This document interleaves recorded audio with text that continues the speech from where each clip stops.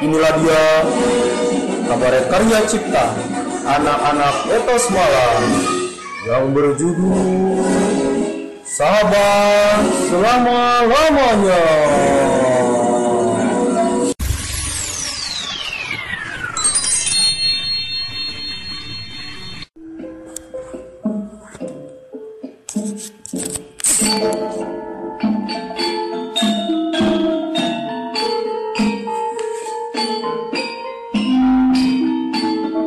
Dikisahkan, hiduplah dua orang anak bernama Sugi dan Noto, asli Tembalangan, Malang. Mereka bersahabat sudah hampir seperti kepompong yang katanya bisa mengubah ular menjadi anaconda. Salah, kupu-kupu maksudnya. Suatu hari mereka sedang berjalan menuju lapangan untuk bermain bersama teman-teman mereka.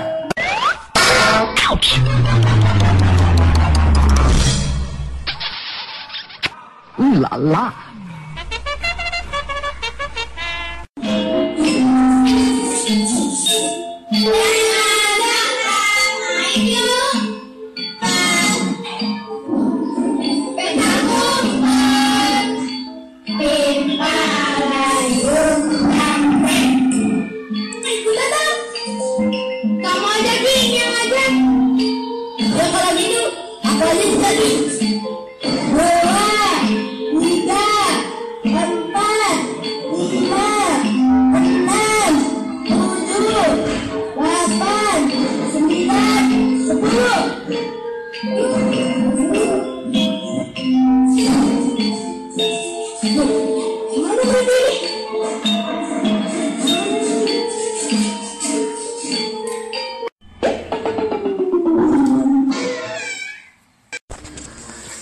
Di tengah permainan, datanglah kedua orang tua Noto.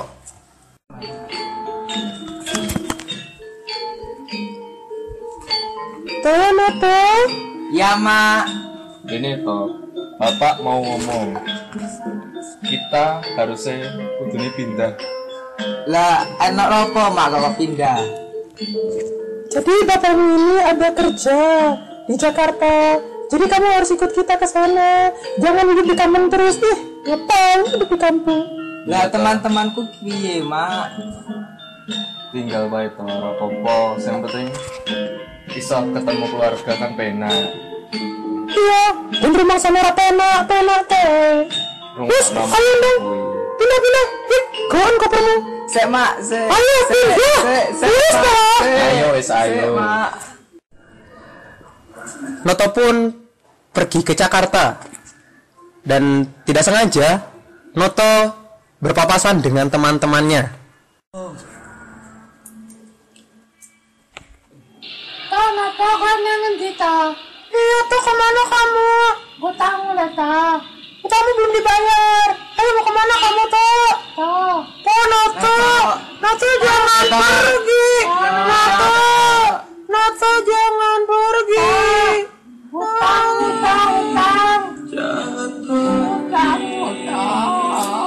Utangmu belum dibayar,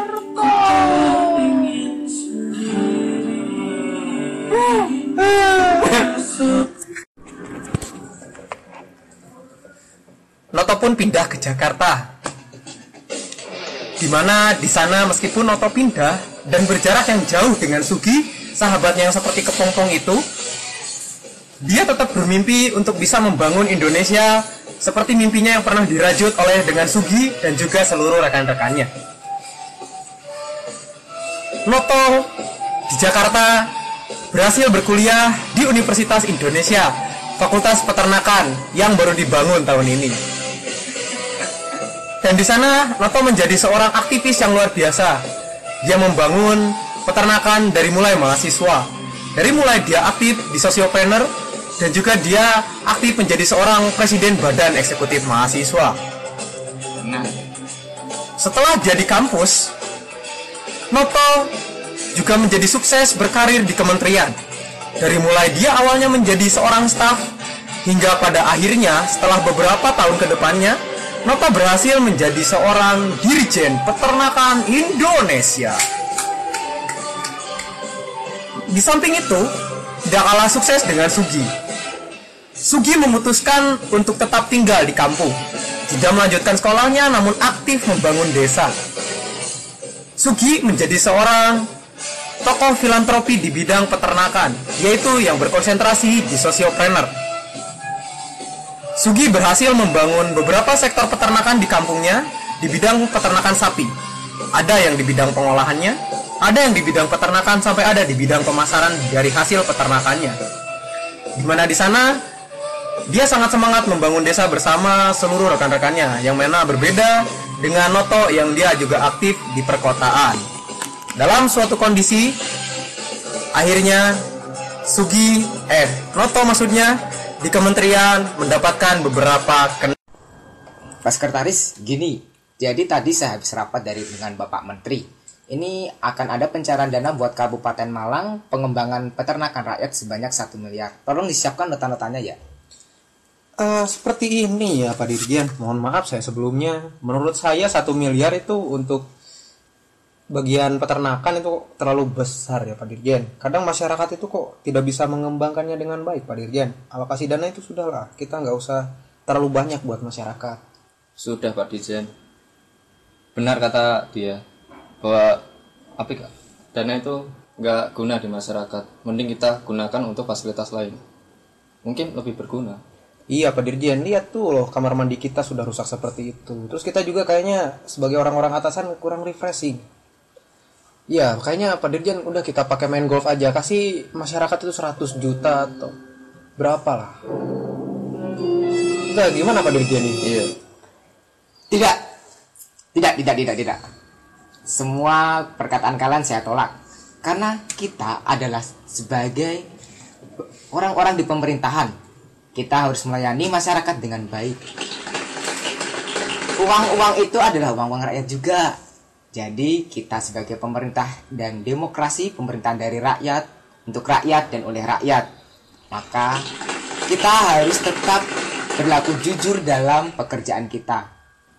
Beristighfarlah semuanya.